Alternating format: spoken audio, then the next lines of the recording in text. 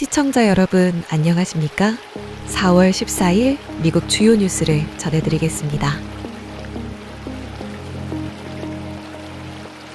미국 정보기관의 핵심 감시수단인 외국정보감시법 702조가 오는 4월 20일 만료를 앞두고 의회 안팎에서 연장을 둘러싼 격렬한 공방이 벌어지고 있습니다. 외국정보감시법 702조는 미국 밖에 있는 외국인의 전자통신을 법원의 개별영장 없이 수집할 수 있도록 허용하는 조항으로 2023년 기준 대통령 일일 정보보고서의 60%가 이 프로그램을 통해 수집된 정보를 포함하고 있을 만큼 미국 안보의 중심 도구입니다. 트럼프 대통령은 SNS를 통해 아무런 수정 없이 18개월 연장하는 이른바 클린 연장을 지지한다고 밝혔으며 합참의장된 케인 대장도 의회에 서한을 보내 이 권한이 상실되면 미군의 전투력이 저하되고 미국 안보가 심각하게 훼손될 것이라고 경고했습니다.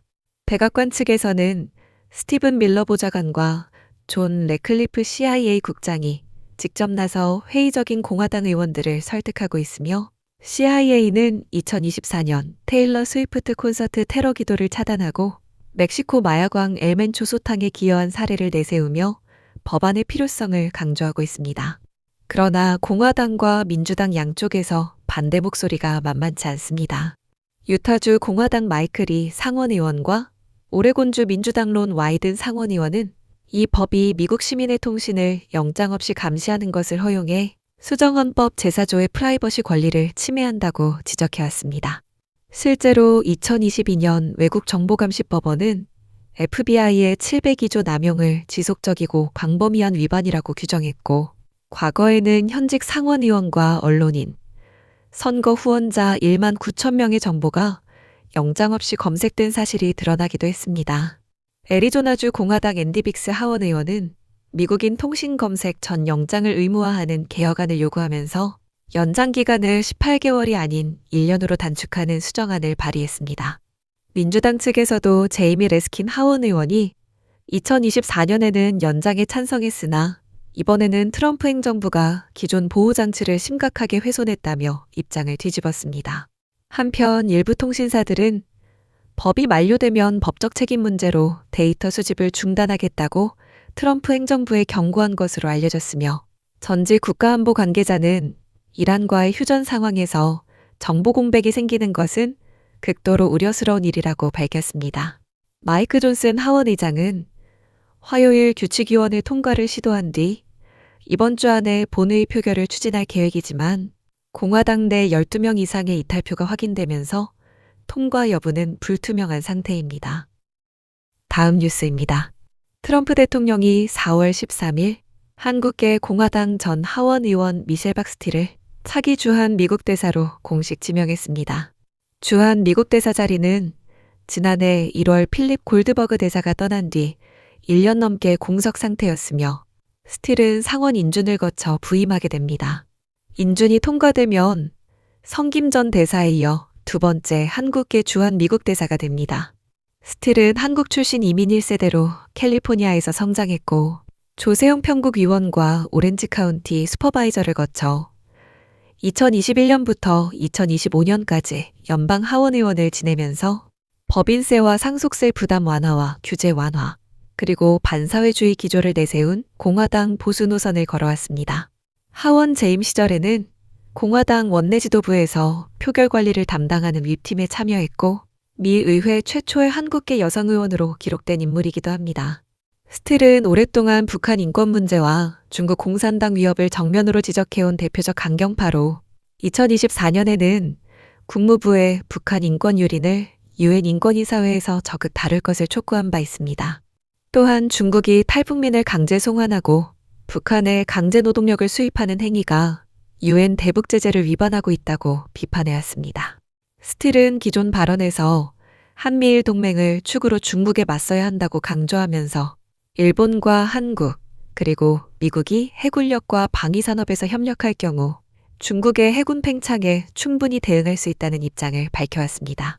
이는 트럼프 행정부가 추진해온 동맹부담 분담 원칙, 즉 동맹을 약화시키는 것이 아니라 각국이 군사적, 경제적 책임을 더 분담하는 대신 더 강한 동맹을 만들겠다는 전략과 같은 방향입니다. 스틸이 서울에 부임할 경우 방위비 분담 협상과 함께 반도체, 배터리, 희소광물 등 전략산업 분야에서 한미 경제안보 협력을 본격적으로 추진할 것으로 보입니다. 2024년 하원 선거에서 민주당 후보에게 패배한 뒤에도 스틸은 대북인권 압박과 대중강경 노선을 유지하며 공식 서한을 통해 북한 인권 책임 추궁을 지속적으로 요구해왔습니다.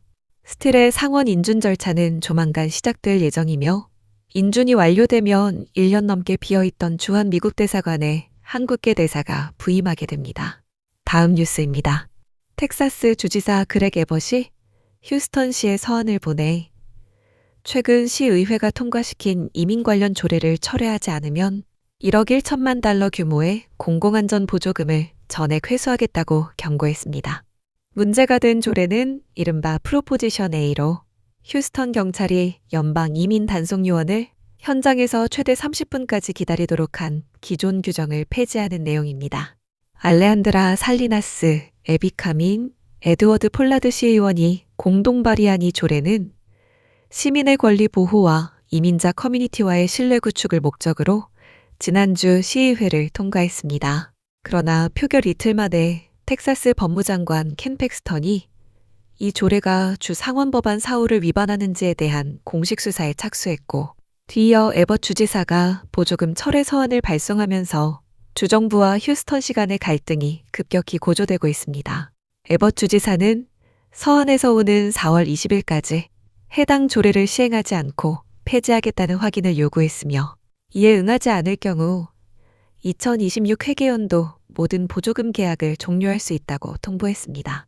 보조금이 실제로 철회될 경우 휴스턴시는 지급받은 약 1억 1천만 달러 전액을 종료 통보 후 30일 이내에 반환해야 합니다.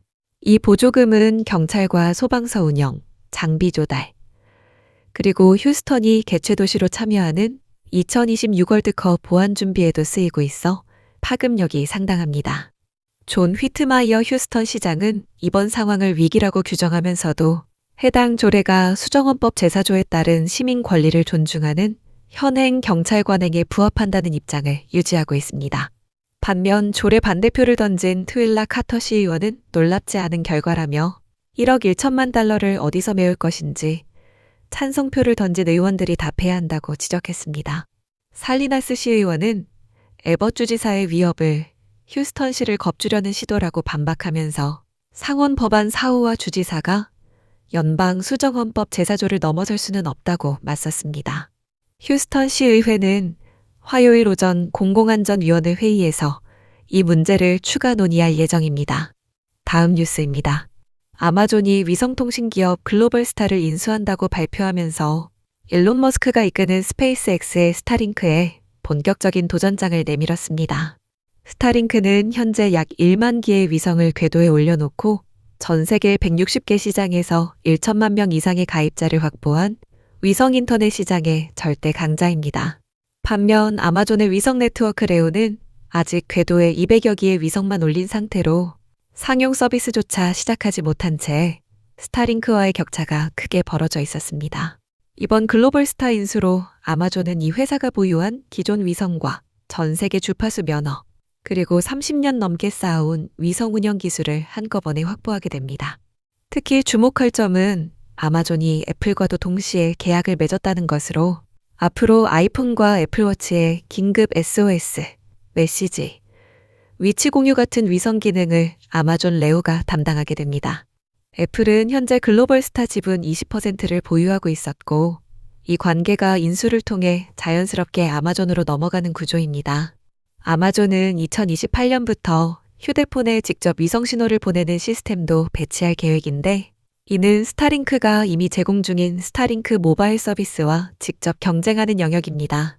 미국 내에서도 농촌 지역과 산간지대를 중심으로 여전히 고속 인터넷을 이용하지 못하는 가구가 상당한데 아마존이 스타링크의 경쟁자로 본격 가세하면 소비자 입장에서는 선택지가 넓어지고 서비스 품질과 가격 면에서도 혜택을 기대할 수 있게 됩니다. 아마존 CEO 앤디 제시는 지난주 레오의 상용 서비스가 2026년 중반에 공식 출시된다고 밝혔습니다. 다만 아마존의 위성사업 추진력에 대한 의문도 여전한데 최근 FCC에서 스페이스X의 위성 100만 기 발사 신청에 아마존이 반대 청원을 냈다가 FCC 위원장으로부터 남의 걱정보다 자기 위성 배치 목표부터 채우라는 공개 비판을 받기도 했습니다. 아마존 레오 네트워크가 완성되면 저궤도에 수천 기의 위성을 배치해 전 세계 수억 명의 사용자에게 서비스를 제공할 수 있는 규모가 되며 재난 상황의 긴급 통신부터 오지에서의 일상적인 통화와 데이터 서비스까지 폭넓게 활용될 수 있습니다. 다음 뉴스입니다. 지난해 7월 4일 텍사스 과달루페강 유역을 덮친 대규모 홍수로 여름 캠프 참가자 25명과 상담사 2명 등 총 27명이 숨진 캠프 미스틱 참사와 관련해 캠프 디렉터 에드워드 이스트랜드가 월요일 트래비스 카운티 법정에 출석해 증언했습니다. 이스트랜드는 홍수 전날인 7월 2일과 3일에 국립기상청과 텍사스 비상관리국이 SNS를 통해 발표한 홍수주의보를 보지 못했다고 밝혔으며 당시 휴대폰의 코드레드 경보 시스템과 날씨 앱만으로 충분하다고 판단했다고 말했습니다. 7월 3일 국립기상청은 방송사들에게 집중호우로 인해 하천과 저지대에서 돌발 홍수가 발생할 수 있다고 경고했는데 캠프 미스틱 부지가 바로 그런 지형에 해당합니다. 이스트랜드는 당일 밤 11시경 잠자리에 들었고 새벽 1시 14분에 발령된 국립기상청 돌발홍수 경보와 같은 시각 코드레드 문자 경보를 모두 잠든 상태에서 놓쳤다고 증언했습니다. 새벽 2시 직전 그의 아버지이자 캠프 공동 소유주인 리처드 이스트랜드가 무전기로 폭우 상황을 알렸지만 이 시점에서도 카누와 수상 장비를 강변에서 옮기는 조치만 취했을 뿐 캠프 숙소 대피는 시작하지 않았습니다.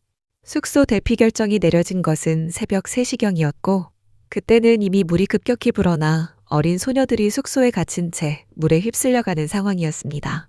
이스트랜드는 캠프의 구체적인 서면 홍수 대피 계획이 없었다는 점을 인정했으며 자신과 아버지 그리고 안전 담당자가 더 빨리 대피 결정을 내렸다면 더 많은 아이들이 살아남았을 것이라고 시인했습니다.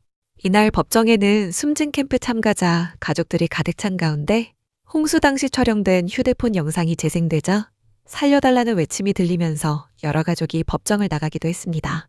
유일하게 시신이 발견되지 않은 실 스튜어드의 어머니 시시 스튜어드는 증언 후 캠프의 면허를 취소해야 한다며 이 캠프가 아이들을 안전하게 지킬 능력이 없다는 것이 분명해졌다고 말했습니다.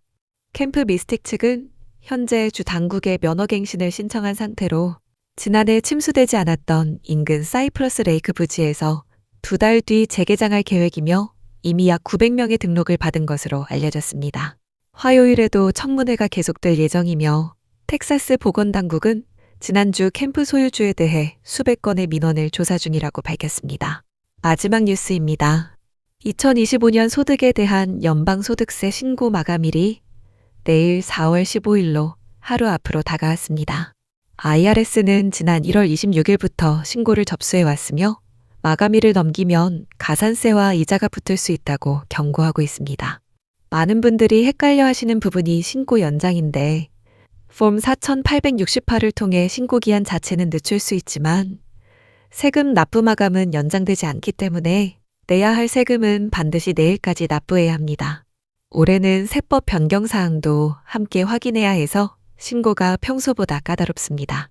2026년 표준공제가 단독신고자 16,100달러, 부부공동신고자 32,200달러로 인상됐고 IRS에 따르면 물가상승률을 반영해 60개가 넘는 세무 항목이 조정됐습니다. 은퇴 준비와 관련된 한도도 올랐는데 직장 은퇴 플랜 납입 한도는 24,500달러, IRA는 7,500달러, HSA는 개인 4,400달러, 가족 8,750달러로 각각 상향됐습니다. 최고 세율 37%는 그대로 유지되지만 각 세율 구간의 기준 금액이 물가를 반영해 조정된 만큼 본인의 과세 구간이 달라졌는지 확인할 필요가 있습니다. 또한 4월 15일은 연방소득세 신고와 납부 마감일인 동시에 1분기 추정세 납부 마감일이기도 하며 추정세 납부 대상자는 6월 15일, 9월 15일, 2027년 1월 15일까지 분기별 납부 일정이 이어집니다. 65세 이상 납세자의 경우 추가 공제 확대 등 별도 변경 사항이 적용되므로 IRS가 제공하는 고령 납세자 전용 안내 자료를 반드시 확인하시기 바랍니다. IRS는 마감일 전에 전자신고와 직접 입금 방식을 활용해 환급 신청을 마칠 것을 권고하고 있습니다. 이상으로 오늘의 뉴스를 마칩니다. 시청해주셔서 감사합니다.